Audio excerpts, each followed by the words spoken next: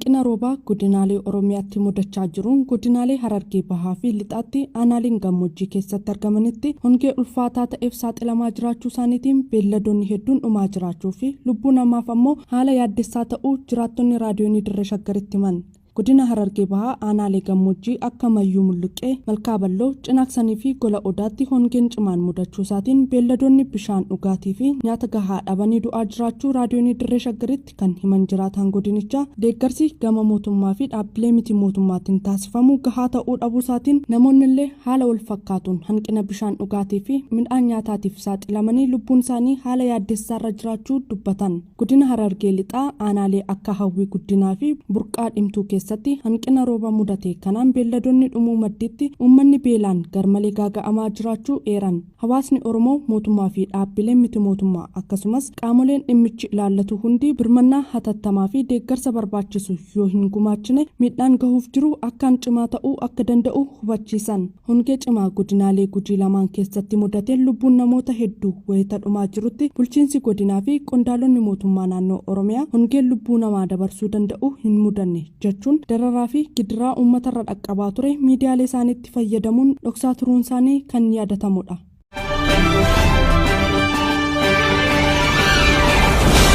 Mootummaan Bilxiginnaa Damee Oromiyaa rakkoo hongee fi beelaa uummata miidhaa jiruuf furmaata hatattamaa dhiyeessuu osoo qabu olola ammatti lubbuu hawaasaa baraaruu hin dandeenyeen uummata gowwoomsuu irratti fuulleeffatee akka jiru ibsame. Gabaasa Wabii Waaqootiif Gurmichaa Gammachuu. Hirkattummaa roobaa jalaa ba'u piroojektonni jal'isii 81 birrii biiliyoona 13 ijaaramaa akka jiran Shimallis Abdiisaa dubbachuusaa FBC'n hagaya 8 bara 2022 gabaasuu waliin walqabatee hayyuun siyaasaa fi diinagdee tokko yaada raadiyoonii Dirree Shaggariif qoodaniin mootummaan Bilxiginnaa durmaanuu yeroo rakkoon tokko mudate shira ittiin rakkoo sana ukkaamsuu bocuu amala waan godhateef tarkaaffii hatattamaa lubbuu ilma namaa baraaruuf fudhachuu dhiisee waa'ee piroojeektii fuulduratti hojjetamuu odeessuun rakkoo uummanni keessa jiruuf dantaa dhabuusaa kan agarsiisu akka ta'e dubbatan. Hayyuun kun akka jedhanitti yeroo uummanni deeggarsa hatattamaa lubbuu baraaruuf barbaadutti piroojeektoota yeroo dheeraa keessatti hojjetamanii tajaajila kennaniin rakkoo uummanni keessa jiru furra jechuun mootummichi aantummaa uummataa kan hin qabne ta'uu caalmatti ragaa ofirratti bahee jedhan. Gurmuun maqaaf mootummaa naannoo Oromiyaa ofiin jedhu uummata waan nyaatuu fi waan dhugu dhabee yeroo ammaa waan gorora jiisu barbaaduuf furmaata hatattamaa kennuu nafee waa'ee piroojeektii fuulduratti hojjetamuu odeessuun rakkoo ummatichi keessa jiru ukkaamsurraa akka addan taane hayyuun kun dubbataniiru. Hongeen godinaalee Oromiyaa kanneen akka Booranaa, Gujii Lixaa fi Ba'aa, Baalee fi Baalee Ba'aa akkasumas Harargee Ba'aa fi Lixaa mudatee miidhaa dhaqqabsiisaa akka jiru Shimallis Abdiisaa amanuusaa FBC'n gabaasullee yeroo gabaabaa keessatti lubbuu uummataa baraaruuf tarkaaffiin fudhatamuu gabaasicha keessatti hin eeramne. Uummanni kaka'umsa mataa isaatiin walitti dhufuun gargaarsa walitti qabee akka waliin birmanneef mootummichi baatii muraasa dura labsii dhorkaa baasuun deeggarsa taasifamu ugguruu kan yaadachiisan namni kamuu beekamtii mootummaa malee sochii gumaacha taasisnaan maallaqni walitti qabame irraa fudhatamuudhaan qaamni sochii deeggarsaa irratti qooda fudhatee seeraan akka itti gaafatamu akeekkachiifamuu eeranii adeemsi gargaarsa hawaasa rakkateef walitti qabamuu mootummaan Bilxiginnaa guutummaatti ugguruunsaa mootummichi uummataa dantaa akka hin qabne agarsiisaa jedhan. Paartiin Koongireesii Federaalawaa Oromoo beela Oromiyaa keessatti lubbuu namaa fi beeladoota gaagaa jiru ilaalchisee ibsa gidduu kana baasee tureen naannoo Oromiyaa keessatti beelli dhokfamee lubbuu namaa galaafachaa jira jechuunsaa kan yaadatamudha.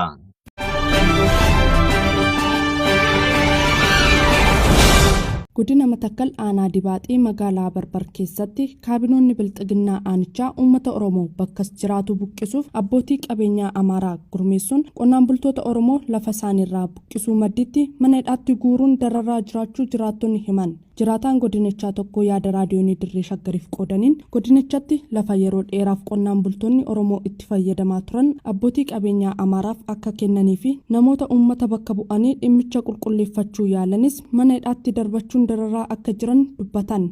Godina Matakkal aanaa Dibaaxii magaalaa Barbar jedhamutti lafa uummata yeroo baay'ee fi qotee bulaa naannoo sana jiruun eegamee hanga har'aatti ga'ee abbootii qabeenyaa bakka biraarraa fidanii maqaa investimentii yookaan hojii dhabdummaa jedhanii irratti gurmeessanii laficha dabarsanii kennuuf wanta ta'ee fi uummanni naannoo sana jiru immoo mormii isaa barreeffatee qaama seeraatti geeffatennaan akkamitti gara qaama seeraatti sagalee uummataa dabarsitu jedhanii abbootii biyyaa jaarsolii hidhanii amma mana hidhaatti argamu. manguddoo ganna 75 olii obbo Galataa Tassasaa dabalatee qonnaan bultoota obbo Baayuu Gabatoo, obbo Tamasgan Dabalaa, obbo Biraanuu Nugus, obbo Addaamuu Darsee fi obbo Hussein Tafarraa sababa uummata Oromoo naannicha bakka bu'uun gaaffii mirgaa gaafataniif hidhamanii jiraachuus dhugoomsaniiru. Tokkoffaan Baayuu Gabatoo, lammaffaan Tamasgan Dabalaa, sadaffaan Biraanuu Nugus, afuraffaan Addaamuu Darsee, shanaffaan Hussein Tafarraa, Galataa Tassasaa jaarsedhan. Jaarsa biyyaan umuriin isaanii xiqqaate 75 ol kan ta'u gaaffii uummataa akkamitti isin dura buutanii dhiyeessitu mormii uummataas jedhuun amma hidhamanii mana hidhaatti dararamaa jiru. Lafichi yeroo dheeraadhaaf uummata Oromoo bakkicha jiraatuun eegamaa turu kan ibsan namni kun bifuma amma godhamaa jiruun yeroo garaagaraatti abbootii qabeenyaa Amaaraaf kennamuuf yaalamaa akka ture eeranii marsaa isa kanaan bulchiinsa aanaa Dibaaxii maqaa investimantiitiin qonnaan bultoota Oromoo buqqisuuf hojjechaa akka jiru himu. Lafichi naannoo sanaa kan inni eegame ittiin hanga irraatti ture kanaan duras si'a 2-3 garraa yaalameera akkasuma namaaf laachuuf jedhamee jechuudha. Namoota bakka biraarraa dhufan naannoo 3 irraa namoota dhufaniif kan inni amma laatamaa jiru bakki sun. Manni information isaa qabutti Muhiyyee Gabayyoo nama jedhamu fa'aa Hasan Jamaal Hasan Baardeet kan jedhamu tokkos jira. Ittaanee kan gurmeessee amma waan kanarra onneedhaa jiru namoota aanaarra jiran Haftaamuu nama jedhamu fa'aa dabalatee isaan amma kan ittaanaa bulchaa aanaa sanaadhaan isaan kan gurmeessee laataafi. Gochaan kun godinicha keessaa uummata Oromoo guutummaatti buqqisuuf yaalii taasifamaa jiru akka ta'e maddi kun mirkaneessaniiru. Uummata Oromoo taargeet waan isaan godhanii jiranii uummata Oromoo naannoo sanarraa buqqisuuf kan inni hojjetamaa jiru. Akkamitti onaan jettanii fakkeenyaaf namni mirga isaa gaafatee karaa seera qabeessaan gaafatee akkam gaaffii dhiyeessisanii dararaan irra ga'aa jira. Maaliif namoonni baay'een naannoo magaalaa Gaalessaa bakka jedhamullee namoonni baay'ee kanaan dura hidhamaa turan. Amma isaanaan hidhaan sun itti fufaadhuma jira.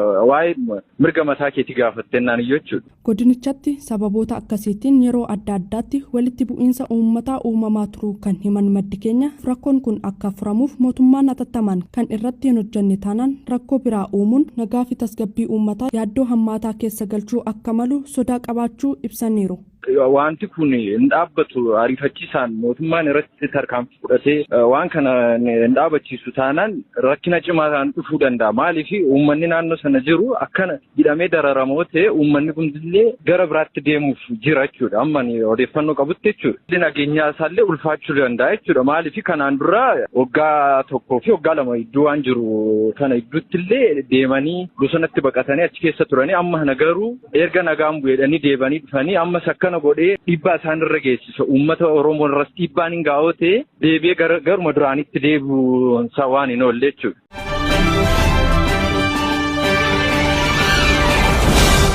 mootummaan bilxiginnaa waraana kaaba Itoophiyaatti gaggeeffamaa jiru mariidhaan xumura itti gochuuf adda bilisummaa uummata Tigraay waliin marii eegaluuf qophii ta'uu dhuma baatii adoolessa darbe beeksisullee uummanni Tigraay rakkoo keessatti ugguramee wayita jiru kanatti mootummaa bilxiginnaa waliin mari'achuu akka hin dandeenye dubbii himaan adda bilisummaa uummata Tigraay Geetaachoo Raddaa beeksise. Mariin taasifamu haal duree tokko malee akka eegalu ejjennoo mootummaa Itoophiyaa ta'uu gorsaan dhimma nageenyaa mootummaa bilxiginnaa fi miseensi koree mootummaa federaalaa ambaasaadar Redwaan Hussein beeksisee turullee Geetaachoo Raddaa garuu uummata Tigraay rakkoo fi dukkana keessatti ugguruudhaan mariin gaggeeffamu kan hin jirre ta'uu dhaamsa sanbata darbe toora Tiwiitarii isaarratti dabarseen hubachiiseera. Dura taa'an adda bilisummaa uummata Tigraay Dr. Dabratsiyoon Gabramikaa'el immoo eenyuma kana ibsa televezyiinii Tigraayiif kennee tureen mariidhaan dura hidhattoonni naannoo Amaaraa lixa Tigraay keessaa bahuu dabalatee tajaajilawwan ibsaa fi intarneetii uummatichaaf akka gadhiifaman akkasumas danqaan deeggarsa namoomaa hudhee akka furgaafatu